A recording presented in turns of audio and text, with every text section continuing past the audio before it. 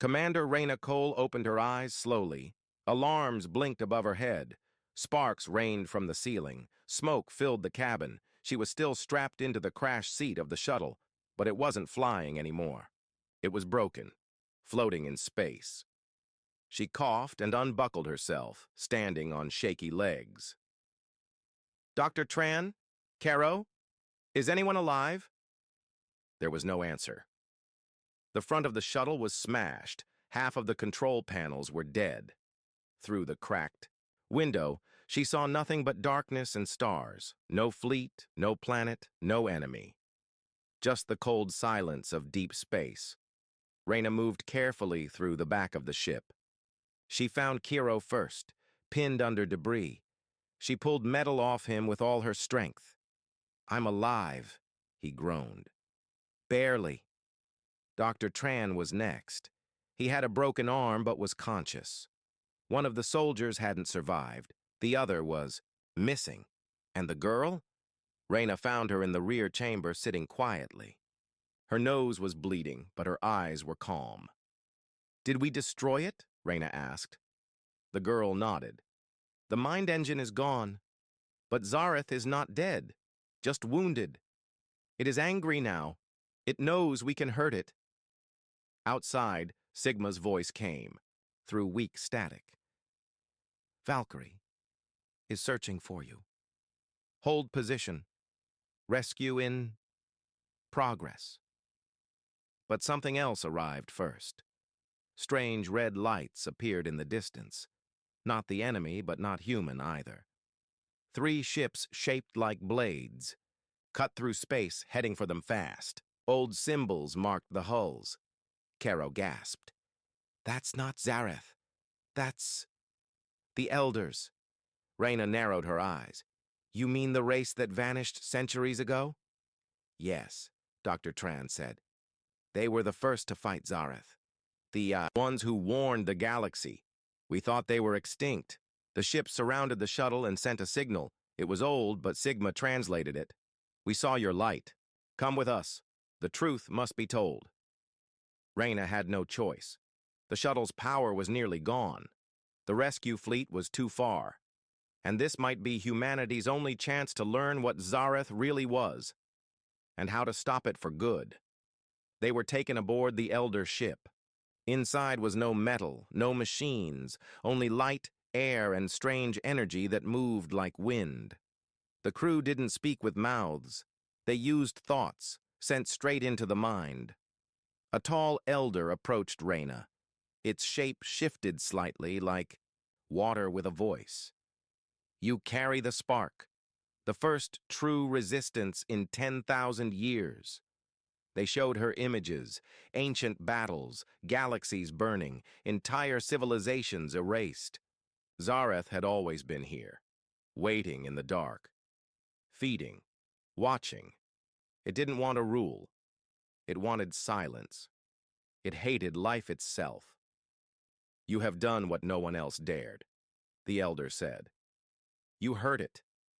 Now it knows your name. Now it fears you." Reyna asked the question she feared most. "Can it be killed?" The elder paused. "Not by weapons, not by machines. Zareth exists across thought, across time. But it can be sealed, trapped, if enough minds resist it together. The last time we failed, but your species is different." Reyna nodded slowly. "We fight differently. We feel more." "Yes," the elder replied. "That is why it couldn't break you. You are not weak. You are chaos. You are fire. And fire can burn the dark." They gave Reyna a gift, an ancient device made from memory and light. It would let her people link their minds together. A last-chance weapon, not of destruction, but of unity. Then the elders sent them back. The Valkyrie found their shuttle drifting and brought them aboard. The crew cheered. They thought their commander was dead. Now she stood before them with a new mission. In the war room, Reyna spoke to every surviving captain across the human fleet. "We're not just fighting for Earth," she said. We're fighting for every thought, every memory, every voice. Zareth wants silence. But we are noise, we are life, and we won't go quietly. The ancient device was installed on the fleet's core systems. Sigma began testing it. It glowed with strange power, part science, part emotion, part something older. Then came the final warning, a signal from deep space. Zareth was coming. Not. Shadows this time, not whispers, but its true form. It had seen Earth, it had seen humanity's resistance, and now it was bringing everything. Reyna stared into the stars, fists clenched. The final battle was coming, and humanity, once mocked as weak, would decide the fate of the galaxy. The stars trembled.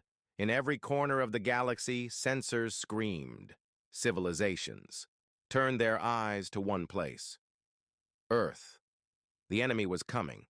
Not just a fleet, not just shadows. This time, Zareth itself was moving. Commander Reyna Cole stood on the command deck of the Valkyrie, watching the endless space ahead. Behind her, hundreds of human ships formed a wall of light and steel.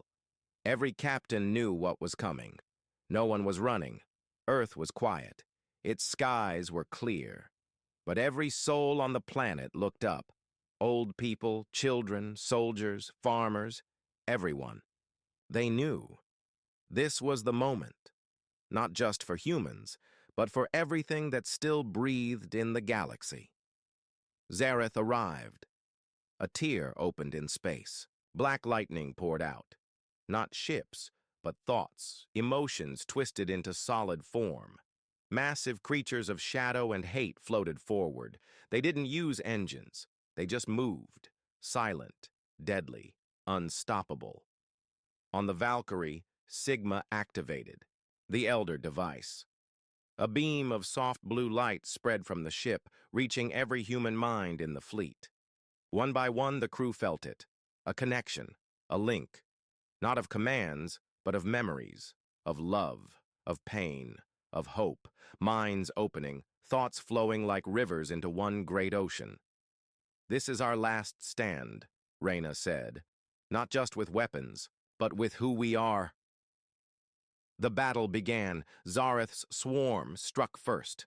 Entire ships vanished in seconds, swallowed by the dark, but humans held the line. Fighters weaved through the void, dodging energy storms. Frigates fired massive cannons, cutting into the shadow beasts. Explosions bloomed like stars dying in the night. Reyna's fleet fought like no one ever had. But it wasn't enough. The enemy was endless. Then the girl stepped forward. She stood at the heart of the bridge, her hands glowing with strange light. Her voice was soft but clear. "It's time to open the gate." Reyna nodded. Sigma connected the girl's mind to the Elder device, and then to every human mind in the fleet. The girl closed her eyes, and everything changed. Suddenly, everyone could feel each other. Pilots saw through each other's eyes. Soldiers remembered each other's childhoods. Reyna felt the joy of a mother on Mars. Caro felt the sadness of a boy who lost his brother in the first attack. Pain and love spread like wildfire, and the swarm began to break. The shadow creatures twisted in confusion. They fed on fear and hate, but now all they felt was unity, emotion they couldn't control. They screamed without mouths, recoiling from the flood of memories. Zareth itself appeared, a shape so large it blocked the stars. It was not a ship.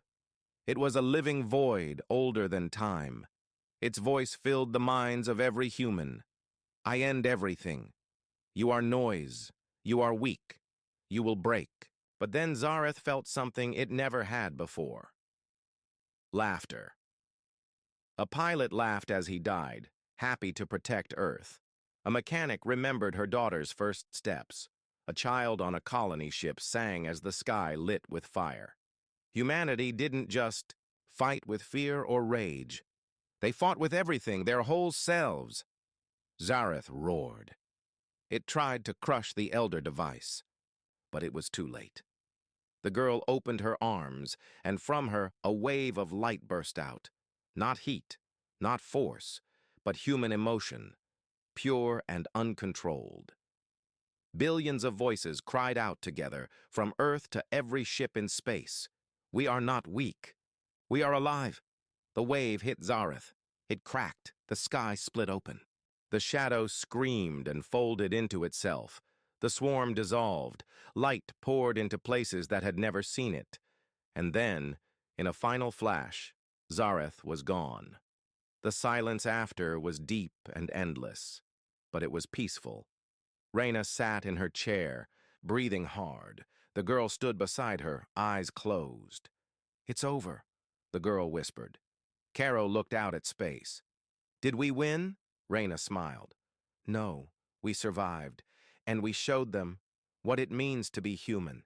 Earth was safe. The fleet was damaged but alive. And across the galaxy, other species saw what had happened. For the first time, they didn't see humans as weak. They saw them as heroes, the ones who faced the oldest fear in the universe, and fought it not with power, but with heart. The story of Earth would never be forgotten, and neither would the day humanity saved the galaxy. The human fleet moved through deep space, engines silent in the dark. Stars passed by like cold eyes watching from a distance. On board the Valkyrie, Commander Reyna Cole stood at the front window. Her face was hard, focused. The enemy was out, there. No one knew where, but it was close. Behind her, the crew worked without rest. Engineers checked weapons. Pilots trained in flight simulators. Sigma, the AI, scanned for strange signals every second. Everyone on the ship knew what was coming. No one said it aloud, but they all felt it. Fear. But there was something else, too. Something stronger. Determination. The first destination was the Vega Line, a set of 3 alien colonies that had gone silent. These worlds were once full of life. Now there was only silence. As the fleet reached the edge of the Vega system, the silence turned deadly. The first colony came into view. A beautiful blue world, now black and burning. Fires floated through the sky. Cities had melted into the ground. No signals, no movement, no survivors. Then came the second colony. The buildings were still standing, but there were no life signs. It was as if every living thing had vanished. The air was thick with a strange electric feeling. Commander Cole sent a recon team. What they found chilled them to the bone. Bodies, frozen in place, with no wounds. Just empty eyes staring at the sky. Back on the Valkyrie, Dr. Tran studied the data. "It's not just physical," he said. "They attack the mind. Fear, thought, even memory. They erase it. This is something far beyond normal weapons." Caro, standing nearby, added, "They leave nothing. No trace. Just silence." Commander Cole didn't flinch. "We keep moving. There's one more colony. If anyone's still alive, we'll find them." The third colony was different. It wasn't destroyed. The lights were still on. One building still had power. As the team landed, they found a single survivor, an alien child, maybe 10 years, old in human age. She didn't speak much, only one word over and over. Zareth. Dr. Tran scanned the child's brain. "She's seen something we can't imagine. But she remembers a place, a hidden world beyond the star line. She says the enemy is building something there, something huge." Reyna knew what that meant. The Devourers weren't just attacking. They were preparing for something bigger, something that could finish the galaxy. The human fleet followed the child's directions. The journey took 2 days through a narrow, dangerous part of space called the Dust Veil. Strange lights blinked around them. Old satellites drifted like broken bones. Sigma picked up a signal. Faint, but familiar. "It's the same code from before," Sigma said. But now it's stronger. It's calling to us. Commander Cole ordered the fleet to slow down. Something didn't feel right. Suddenly, alarms screamed across the bridge. 3 ships in the rear went dark. No explosion. No signal. Just gone. Then one ship ahead spun out of control. Its pilot was screaming, then silence. The shadows had found them. "They're here!" shouted a young officer. Dark shapes moved around the fleet, too fast to see clearly. Ships vanished one by one. The enemy didn't attack with weapons. They attacked the mind. Officers started shaking. Some screamed. Others froze in place. But the human crew had been trained for this. Sigma activated emergency countermeasures, flashes of light, sharp sound bursts, brain signal stabilizers. They weren't perfect, but they slowed the attack. Commander Cole stood firm. "Focus," she shouted. "They want us to panic. Don't give them that." Caro locked onto a shadow and fired. A dark mass broke apart into smoke, but then reformed. "We need something stronger," he yelled. That's when Dr. Tran remembered. The child. She wasn't affected by the shadows. They brought her to the bridge. She reached out to the screen and the shadows stopped moving. The enemy paused, watching her, and then they vanished. The crew sat in silence, gasping for breath. Ships were gone. Lives lost. But they had survived. Reyna looked at the child. "What are you?" the girl whispered. "Not human, but close. My people touched something long ago. It changed us. I think it also changed you." Dr. Tran looked at Reyna, wide-eyed. "She's the key. She may be part of something ancient, and if humans share even a little of that, we might be the only ones who can fight this enemy." Commander Cole stared into space. The war had just begun. But now, humanity had something the enemy didn't expect. Hope. The fleet was quiet now. Damaged ships floated near the main vessel, Valkyrie like wounded birds in space. The crew moved slowly, carefully, watching every shadow. No one spoke unless they had to. Fear was in the air, but also something else. Curiosity. Who was this child? And why did the enemy fear her? Dr. Tran ran tests in the medical bay. The girl sat calmly, watching him with eyes too old for her small face. "Your DNA is almost like ours," he whispered, "but not quite. You're something new, or something ancient." The girl didn't answer. She only said, "Zareth is watching." Commander Reyna Cole called a meeting in the command center. Kiro, Sigma, Dr. Tran, and the remaining ship captains gathered around the table. "We need to understand what we're fighting," she said. "Weapons won't stop them. Fear makes them stronger. But the girl, she stopped them." "Why?" Dr. Tran explained. Long ago, before the council was formed, a forgotten race had traveled beyond the edge of the galaxy. No one knew their name, only stories. They found something in the dark, something living, something intelligent. But it didn't speak or build. It fed on thought, emotion, memory. They called it Zareth, the hunger in the void. They tried to contain it, Dr. Tran said, but it escaped. It's been asleep ever since. Until now. Caro leaned forward.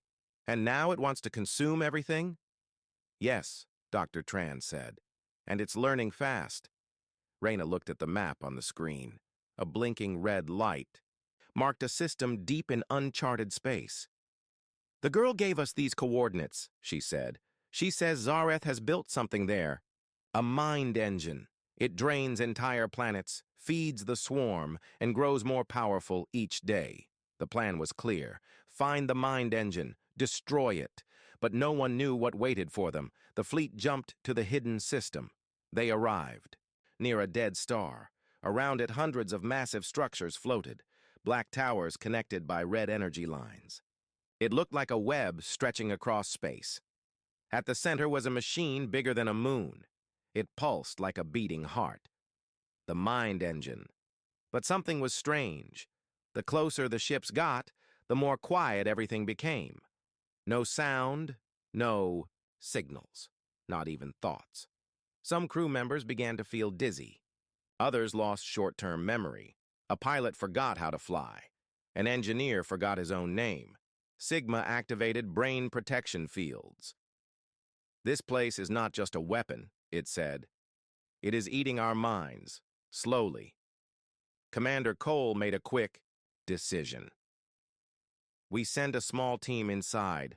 The rest stay back and shield their minds. We take it out from the core.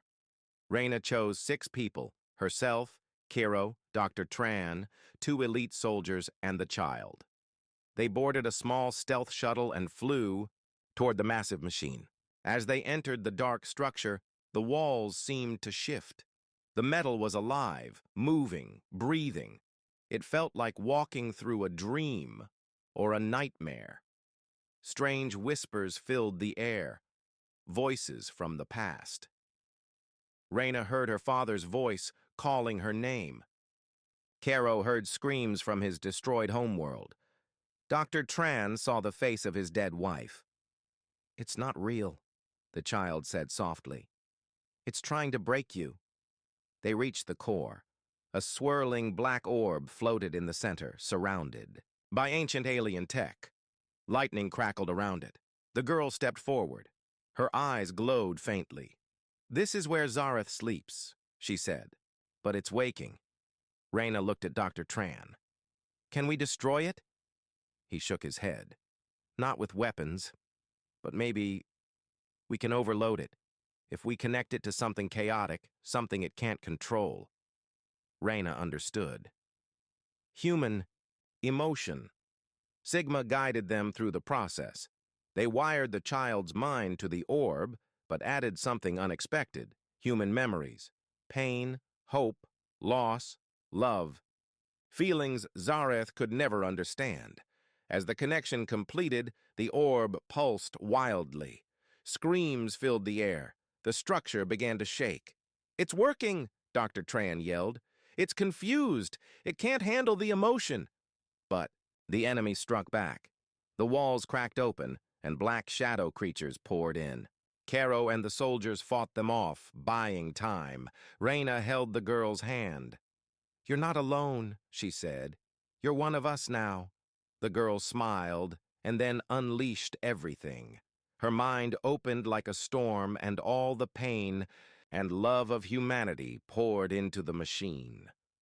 With a final roar, the orb cracked and exploded. The entire station lit up.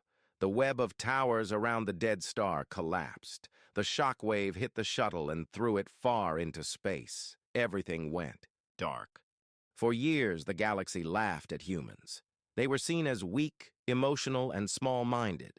When Earth first joined the Galactic Council, the other species allowed it only out of pity. Humans were never chosen for important missions. They were kept away from war zones. "They break too easily," some said. "Too soft," others whispered. So when the Great War against the Outer Swarm began, the Council told Earth to stay silent and watch from afar. Humanity tried to prove itself. They offered soldiers, weapons, and ships. But the Council refused every time. Even when Earth's leaders begged to help, they were pushed aside.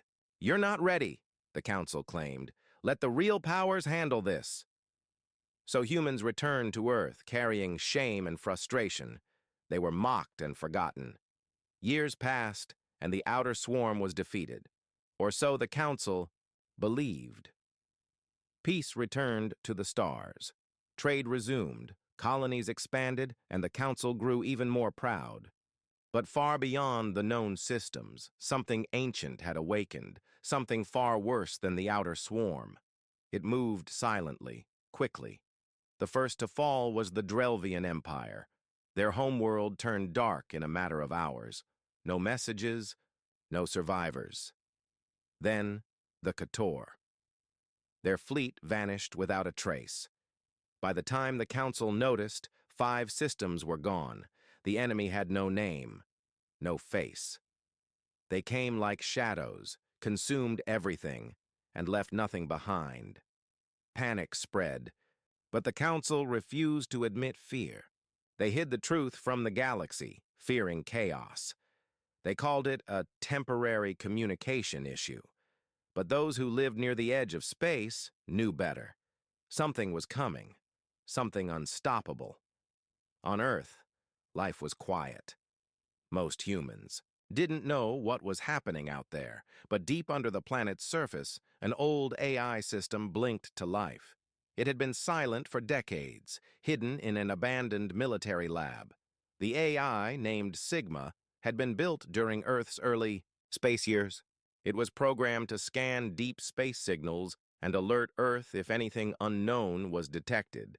For years it had found nothing, but now it picked up a strange pulse, one filled with fear, pain, and warnings. Sigma didn't wait for orders. It activated an emergency signal and contacted a small group of scientists who still monitored old Earth defense projects. Dr. Elias Tran, an aging engineer and one of the few who still believed in space defense, rushed to the lab. What he saw made his blood run cold. Sigma replayed the signal. It was not just noise.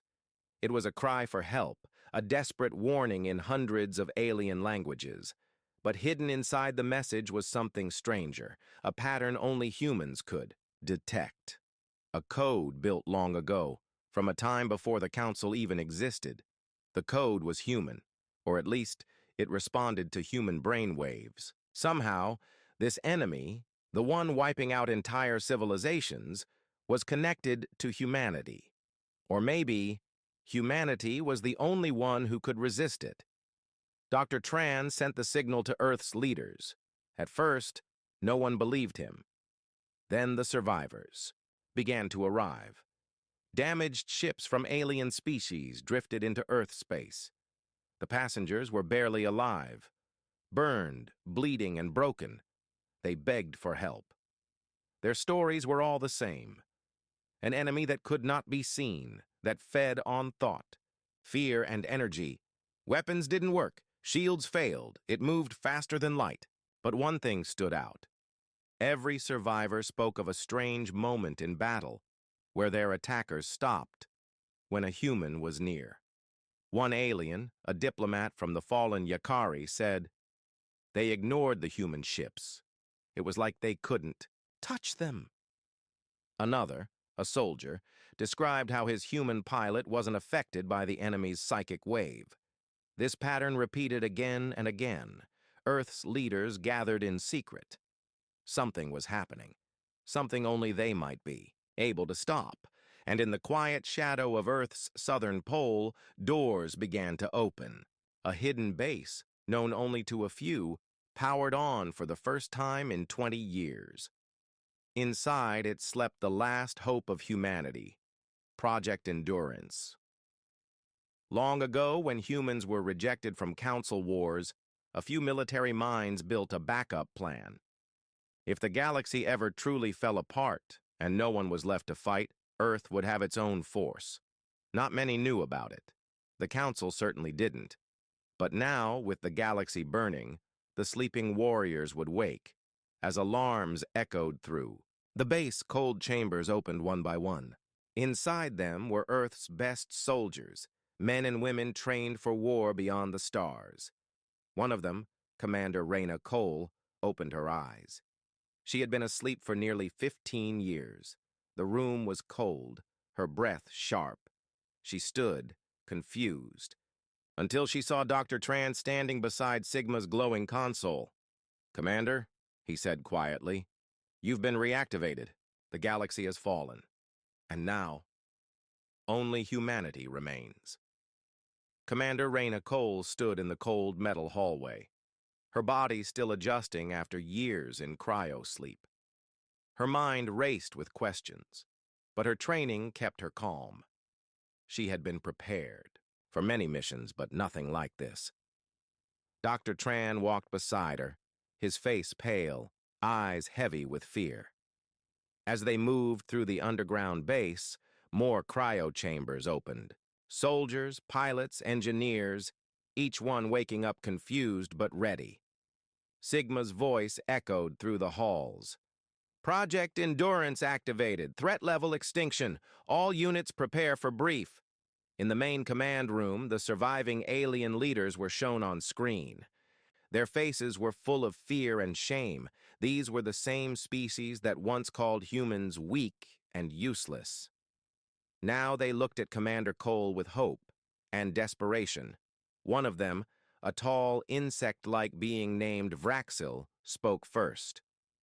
We need your help. The Council is gone. Our fleets are gone. You're the only ones left. Reyna didn't reply. She stared at the display showing destroyed star systems, planets burned to ash, ships torn apart. The enemy, still unnamed, left no trace, only silence. She turned to Dr. Tran. "Why us?" she asked. "Why are humans still standing?"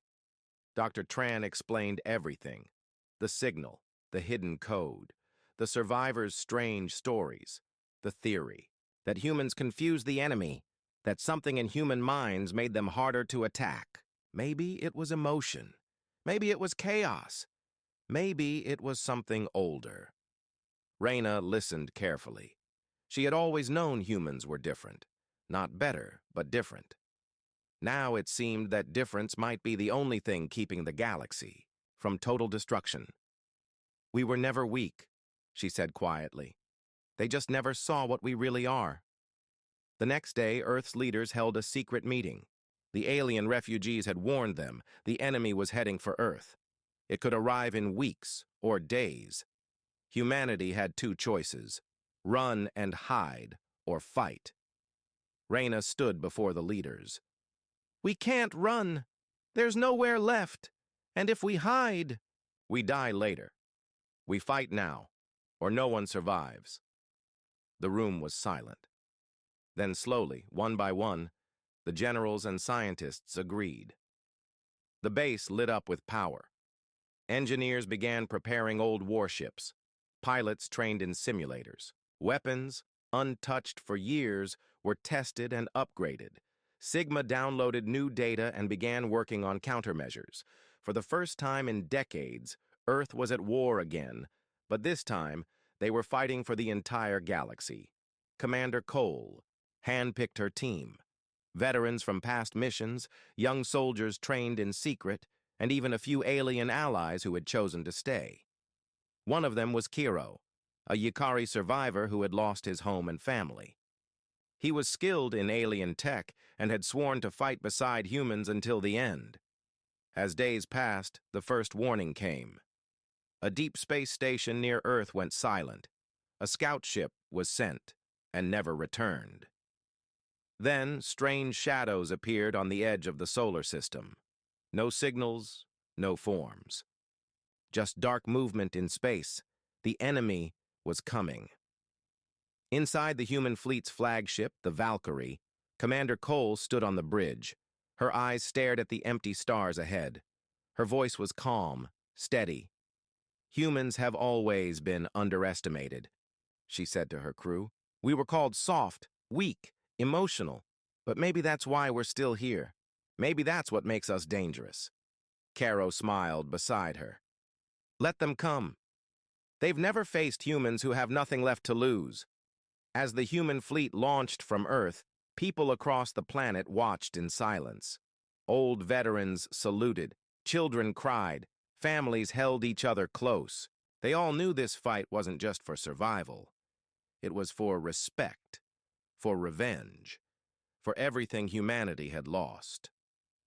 The fleet disappeared into the dark sky, heading toward the unknown. No one knew what they would face. But one thing was certain: humanity was done hiding, and for the first time the galaxy would see what humans could really do.